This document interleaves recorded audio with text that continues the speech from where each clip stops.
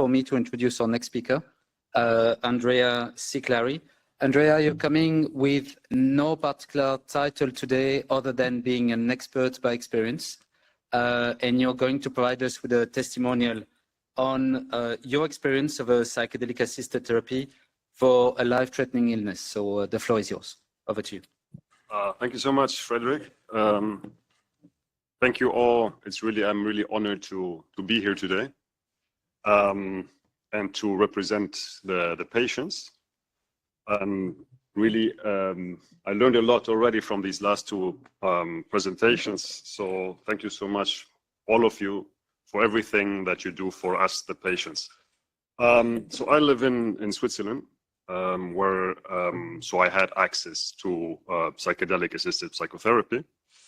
My story starts in 2019 when I was diagnosed with colon cancer, stage 4, with mets to the liver and in distant lymph nodes. As you can imagine, a difficult moment to cope with, also mentally.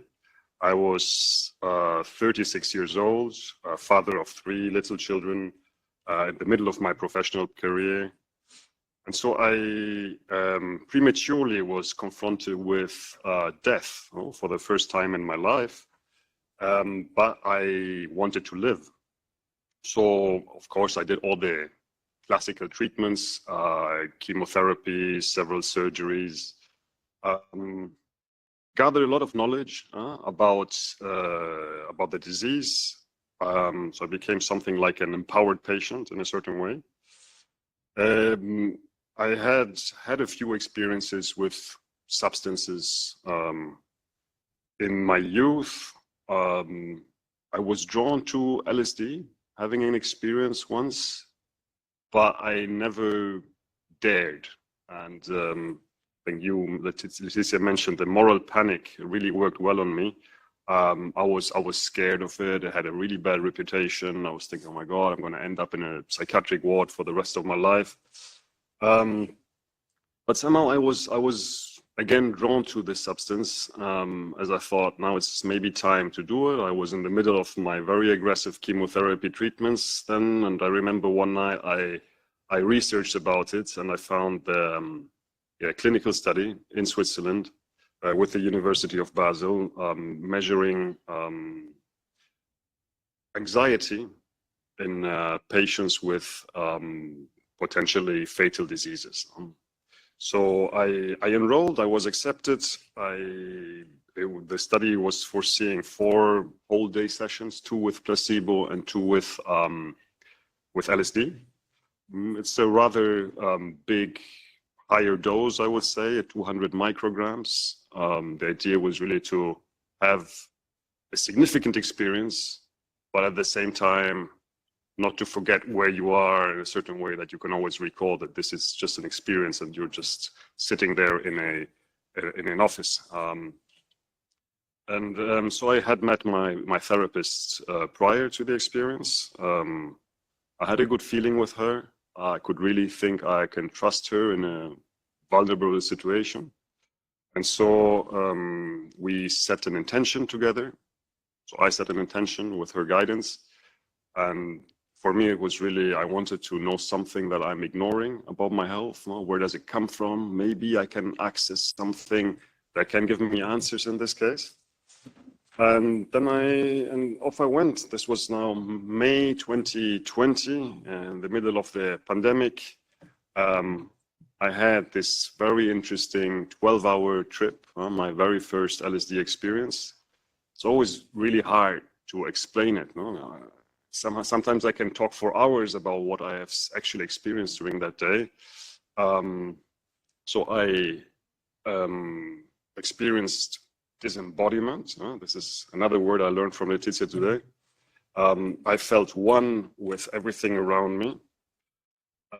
I no longer had my usual identity. I was no longer Andrea. I was seeing my existence being a very tiny part of what I actually am. So this experience here in this world is just a very tiny experience of what I could identify with at the moment.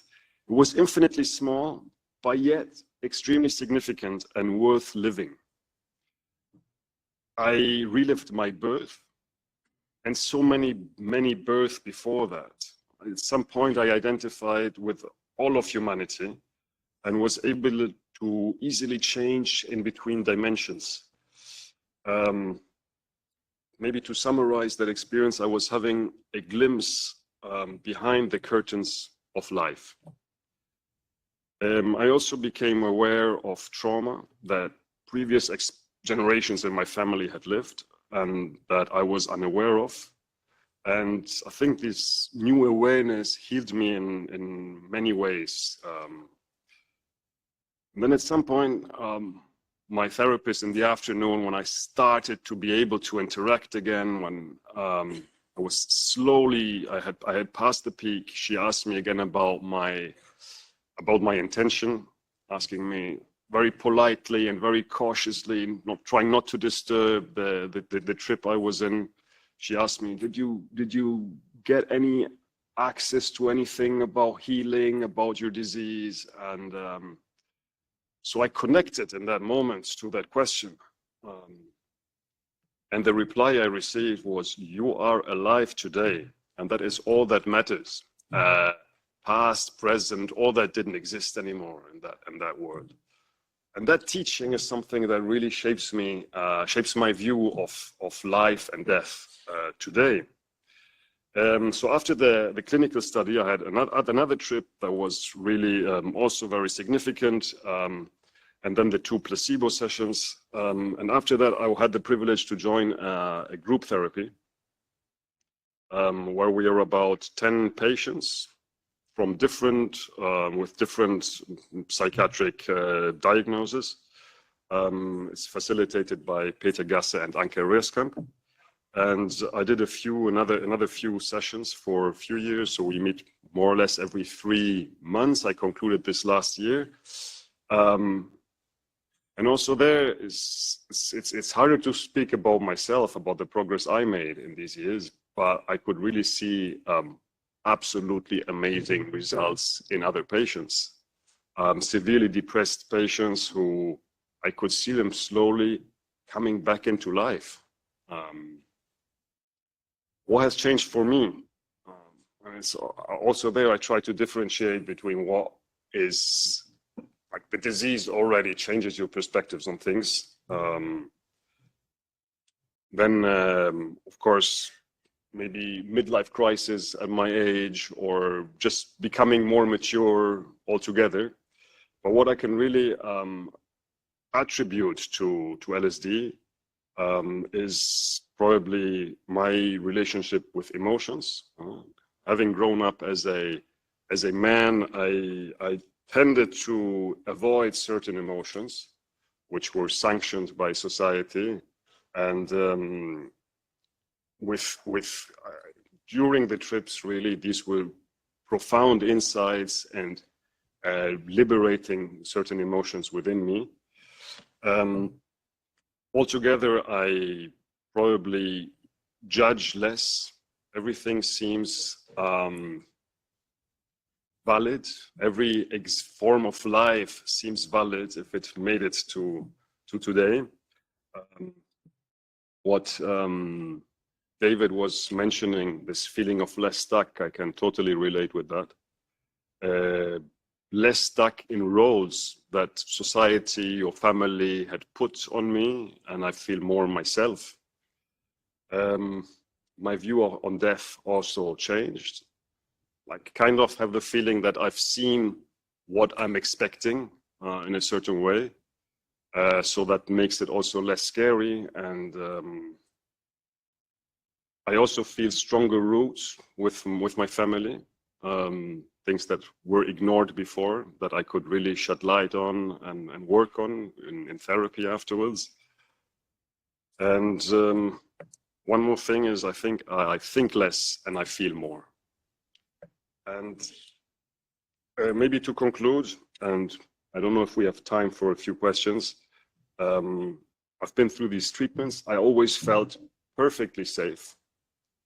I had no unpleasant side effects.